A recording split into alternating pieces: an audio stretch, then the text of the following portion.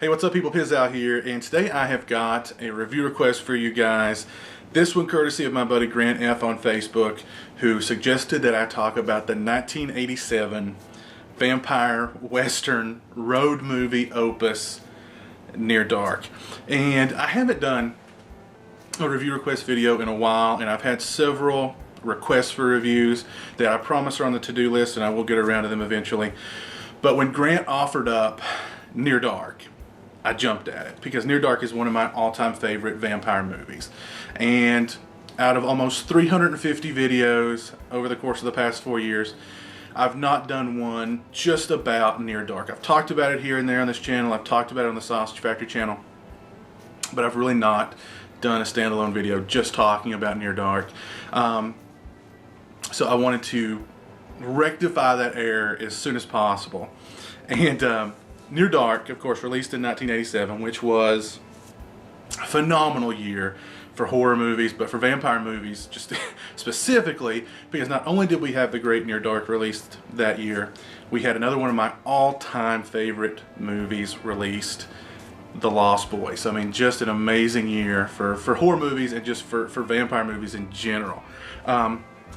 But the film, co-written by Eric Red of the Hitcher fame and Kathryn Bigelow, and directed by Kathryn Bigelow, who of course went on to direct The Hurt Locker and win an Oscar for that film, is a story of a young man named Caleb who desperately wants to get out of his small western town. He feels, locked inside, claustrophobic. He wants out desperately. And that opportunity arises in the form of a beautiful young woman seductively eating an ice cream cone, which is just the oldest trick in the book, guys. I mean, I can't believe he fell for that one. That's just the oldest trick in the book that ladies use to seduce and lure men to them. But anyway, during the course of this night, he discovers that this young lady is a vampire. She bites him, and he is introduced to her world of nomadic vampires who travel the countryside by night on this just endless, murderous bloodlust. And, I love the movie. I first saw it, I heard about it years and years ago. I first saw it on VHS. So this is how long ago I first saw the film. I saw it on VHS and I loved it. I was struck by the fact that it is a melding of, it's a vampire movie, it's a western, and it's also a road film. It's a vampire film, but it strips away all the gothic elements of basically every other vampire film you've ever seen. No fangs, no prosthetics, no wacky eye contact lenses. They don't turn into bats. They don't sleep in coffins. No stakes through the heart. The bane of their existence is sunlight. You have the classic sort of western desert feel about it as well. And it's a road movie. It has that almost epic feel to it as they travel from place to place, because they have to, you really get into, the modus operandi of this nomadic, murderous vampire clan. They can only stay in one area for so long, and they have to move on, and they can only do, these things only transpire by night. The cast, I mean, what an amazing cast. I mean, you've got Lance Henriksen and Bill Paxton, as, members of this nomadic vampire clan, and Bill Paxton in particular, oh my God. You can tell watching this movie, he just had a blast making it. I mean, there was just, I can imagine Kathryn Bigelow just Paxton out. Just go Paxton to the nth degree. So, I mean, you can tell he had a blast making this film. Lance Henriksen is great in the film. Jeanette Goldsmith as sort of Lance Henriksen's character's Squeeze. Another great performance. That's right, 3 actors from Aliens back together in Near Dark. Joshua Miller's character of Homer, who's the young vampire. He's like the vampire boy. He's the old man trapped in the young man's body, because God knows how long ago it was that he was turned into a vampire. He's sort of the son of the nomadic vampire crew. You can feel for him because he's trapped. He's an old man trapped in a little boy's body. So I mean that added a really, you know, another sort of dynamic, another depth to, you know, the characters in the film. Just the look of the film. It's a beautifully shot film. So much of it takes place, you know, in those magic moment hours between, you know, dusk and dawn, and dawn and day. The photography of the desert landscapes, the barren, bleak desert landscapes, are just beautiful, beautiful. I was always also struck by the poetic nature of the way the movie is kind of written, the dialogue, sort of sparse but powerful dialogue in the film. The love story between Caleb and, oh my God, I'm flaking on her name. Oh my God, I'm flaking on her name.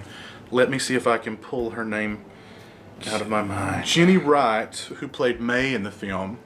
You know, I love the relationship between Caleb and May in the film. Jenny Wright's performance, phenomenal.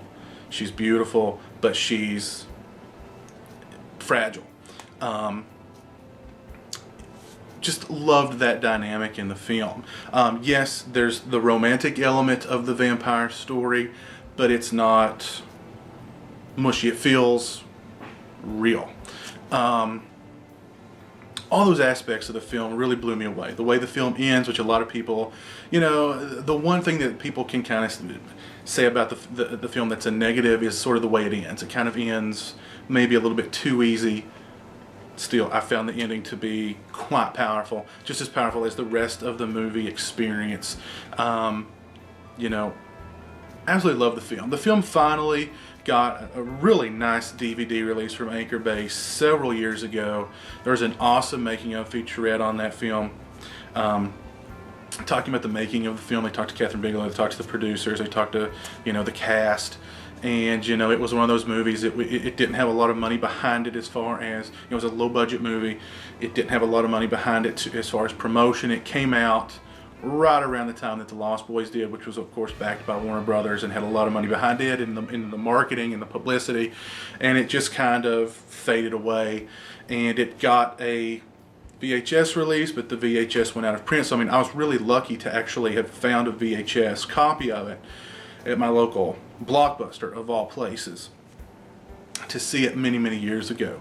But that DVD release is just phenomenal. It eventually got a Blu-ray release. They tried to market the Blu-ray release like it's a Twilight-ish type movie, which was just disgusting in my opinion.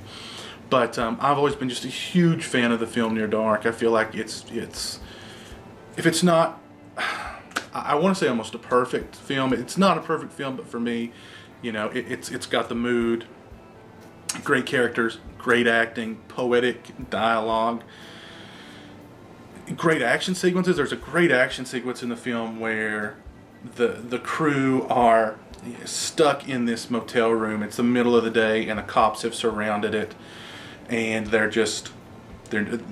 got to blast their way out, and there's an amazing gunfight. There's so many memorable moments in the film. There's a great moment where the Klan sort of just descend on this bar, this old redneck, you know, shit kicker bar, and it just does not go well for the patrons of the bar that night.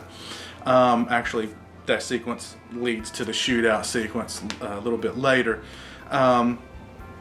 Just a phenomenal film. I've always loved it. I've seen it several times. It holds up over multiple viewings. I think I just appreciate it more and more with every other viewing because, you know, I mean, it's just to see sort of where the vampire film has gone since then and how sort of far off, you know, how wrong they're kind of doing it these days with, you know, the romantic angle, romanticizing vampirism, and how far they've gone that way into sort of, you know, making it as teeny bopperish as humanly possible.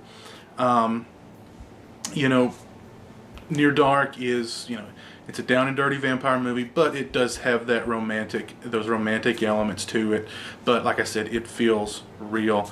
just a great film all the way around. I just love it to death. I reach for it every now and again and rewatch it. It's just a phenomenal film all the way around. Great film.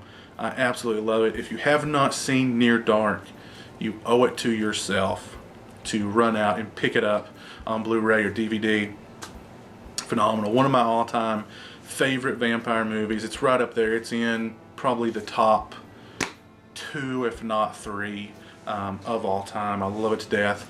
Big thanks to Grant for recommending that I review Near Dark, although this really wasn't so much a review as it was just me kissing its butt for however many minutes this video is. But I mean, the bottom line is, if you haven't seen Near Dark, go see Near Dark. Buy it today.